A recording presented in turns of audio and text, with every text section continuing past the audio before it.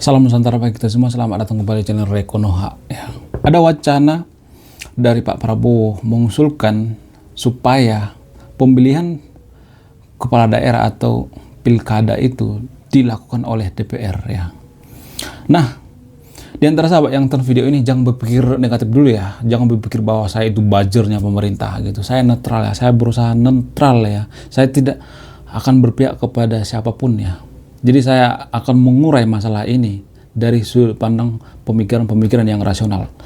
Jadi jangan seujon dulu ya bahwa saya itu buzzer pemerintah. Oh, kamu akan membela Prabowo, kamu akan membela ini, membela itu dan sebagainya. Jangan seperti dulu ya. Mari kita berpikir sejenak dulu gitu, berpikir tenang dulu. Apakah yang dikatakan Pak Prabowo itu benar atau tidak ya? Jadi semua yang saya jelaskan di sini ada sumbernya ya, ada sumbernya.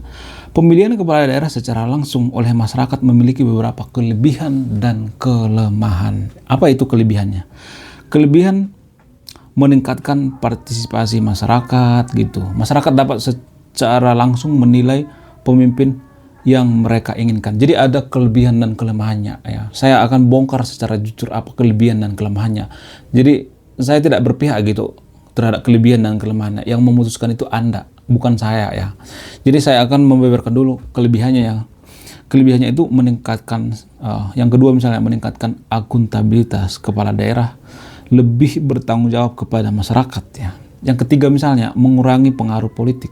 Kepala daerah tidak terlalu bergantung pada partai politik ya. Namun ada kekurangannya juga. Saya tidak hanya membeberkan kelebihannya ya. Apa itu kekurangannya? Kekurangannya adalah keterbatasan pengetahuan masyarakat ya. Masyarakat mungkin tidak memiliki pengetahuan yang cukup tentang calon. Jadi saya perhatikan ya, ini jujur dari hati saya yang paling dalam ya, nggak ada suruhan gitu, nggak ada buzzer-buzzeran dan lain sebagainya, nggak ada. Saya melihat ya, masyarakat kita itu memilih pemimpin itu ya, kalau nggak ada duit, nggak bakal mau milih guys. Iya nggak sih? Benar nggak? Coba kita kaum intelektual ya, mari kita berpikir secara rasional dulu. Kalau kita hanya karena duit biar memilih ke TPS gitu, apakah kita layak disebut masyarakat yang berkesadaran? Enggak kan? Jadi mainnya di uang gitu. Jadi ini kan semacam lingkaran setan ya. Yang pertama misalnya, lingkaran setan pertama misalnya, masyarakat yang tidak berkesadaran biasanya akan disogok oleh calon bupati, calon gubernur untuk datang ke TPS untuk memilihnya ya.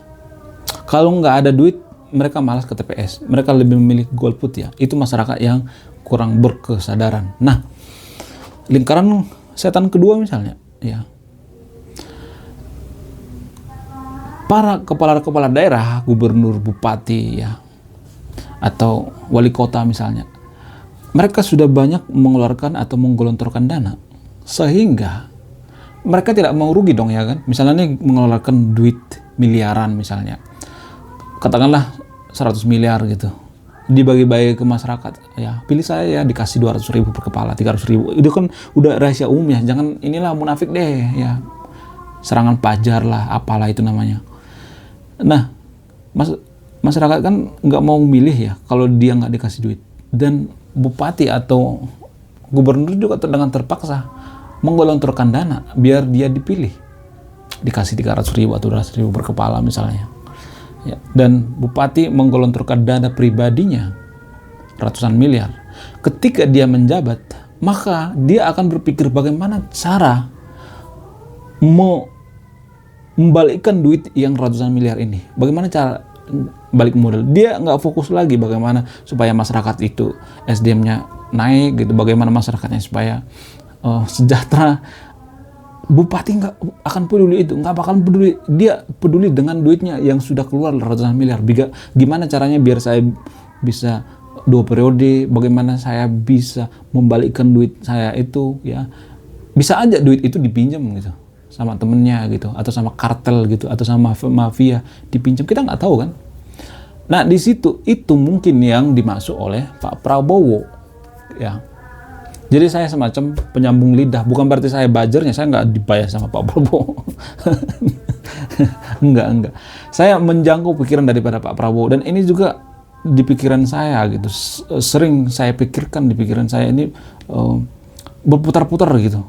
Kok segininya ya masyarakat kita, kalau nggak dibayar ke TPS nggak akan mau milih gitu, malas milih. Dan bupatinya juga dilema ya, daripada saya nggak dipilih, maka mereka akan berlomba-lomba mengelontorkan dana, ya kan? Dan dana ini juga mereka pusing gitu gimana cara membalikkan gitu biar balik modal dan sebagainya. Jadi ini berputar-putar seperti lingkaran setan, berputar-putar terus. Jadi cara memutus lingkaran setan ini seperti kebijakan yang dilakukan oleh Pak Prabowo, DPR yang memilih bupati atau gubernur. Karena apa? Karena masyarakat cukup memilih DPR aja gitu. Kalau misalnya dia mengatakan DPR itu kan bisa aja disogok gitu, disogok sama bupati, terus disogok sama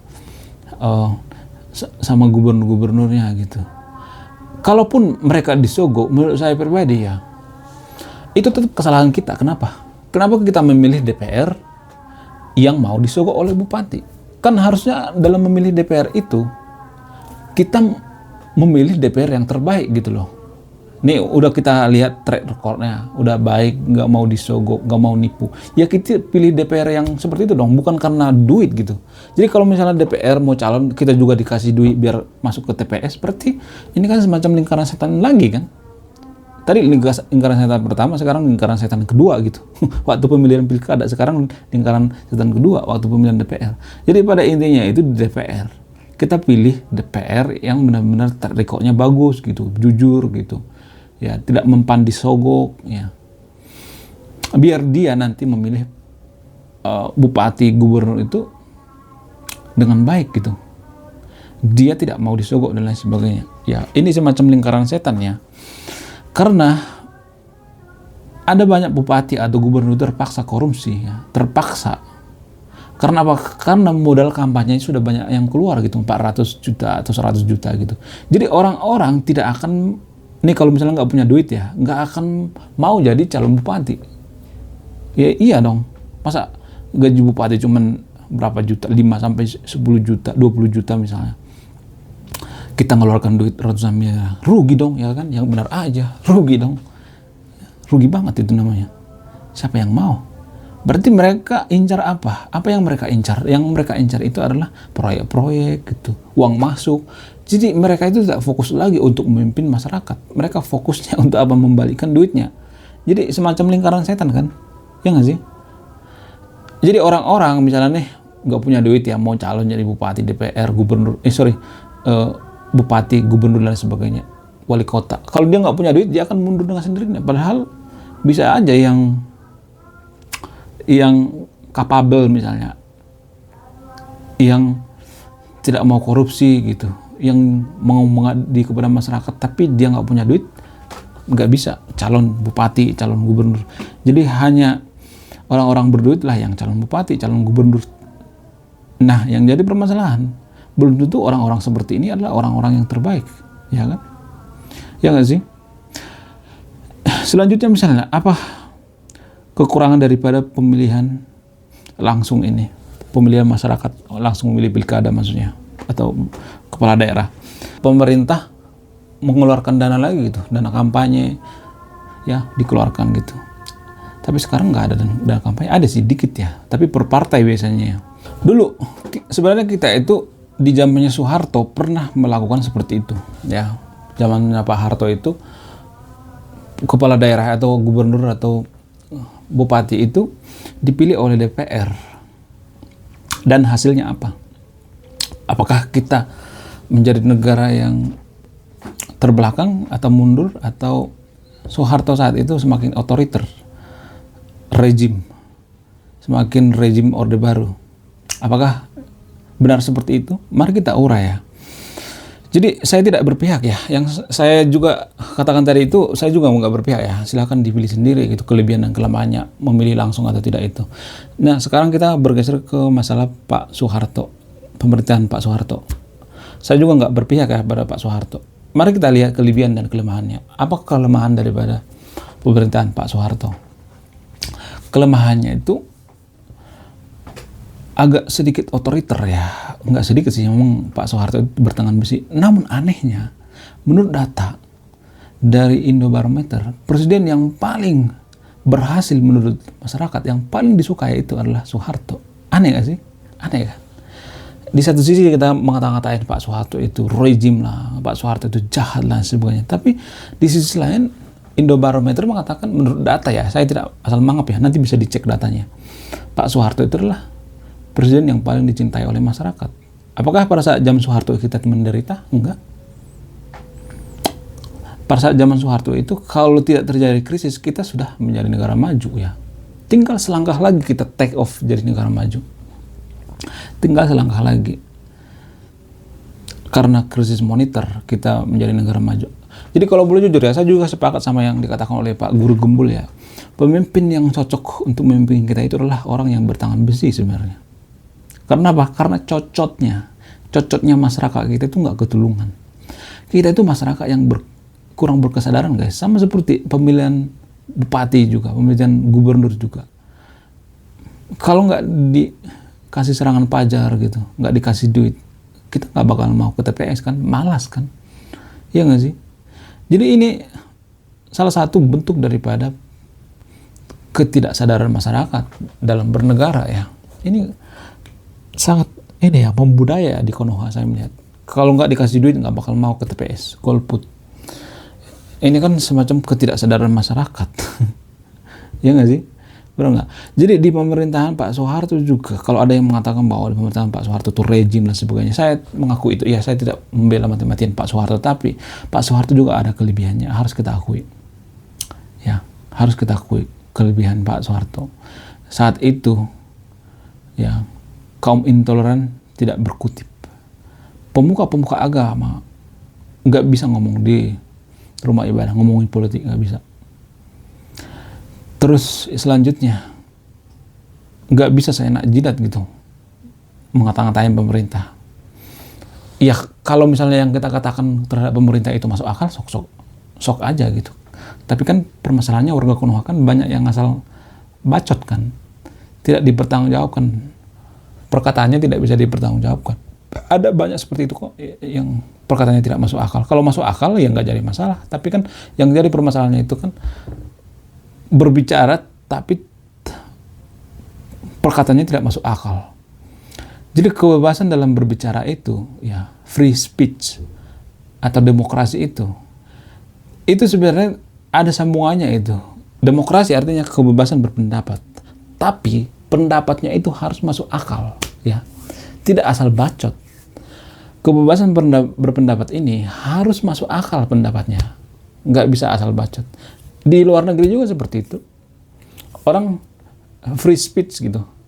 Ya, mengungkapkan pendapat itu bebas, tapi pendapat mereka itu masuk akal, nggak asal ngomong gitu, nggak asal bacot. Justru kalau asal bacot seperti pemuka-pemuka agama, kalau kita perhatikan ngomong politik di rumah ibadah, padahal itu bukan bagian dia. Ini kan asal bacot namanya. Sehingga memprovokasi masyarakat. Ya.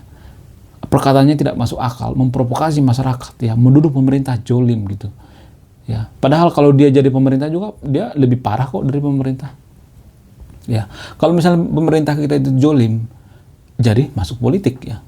Jangan teriak-teriak di rumah ibadah gitu. Jangan memprovokasi umat.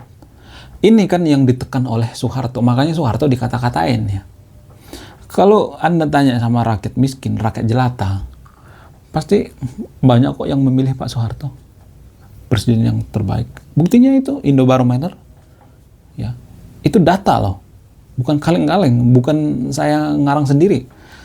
Jadi pada saat di zaman Pak Soeharto itu sebenarnya ya, kalau boleh jujur ya, cuman orang-orang yang nggak kebagian panggung yang teriak-teriak. Sampai sekarang juga banyak kok orang yang teriak-teriak ya, karena tidak kebagian panggung. Jadi menurut saya pribadi ya, tapi yang sembulkan Anda sendiri ya, yang dikatakan Pak Prabowo ini masuk akal. Menurut saya pribadi, untuk mengurangi budget pemerintah ya. Terus yang kedua, mengurangi money politik. Money politik itu ya seperti serangan pajar ya. Bupati juga harus susah payah untuk apa? Untuk membalikkan modalnya tadi itu, modal kampanye gitu. Ya. Jadi ini kan semacam lingkaran setan. Gimana seorang bupati itu konsen kerja keras untuk masyarakatnya kalau dia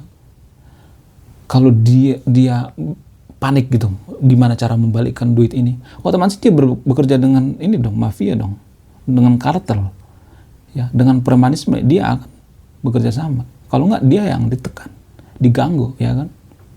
Ya nggak sih? Jadi ini semacam dilematis ya.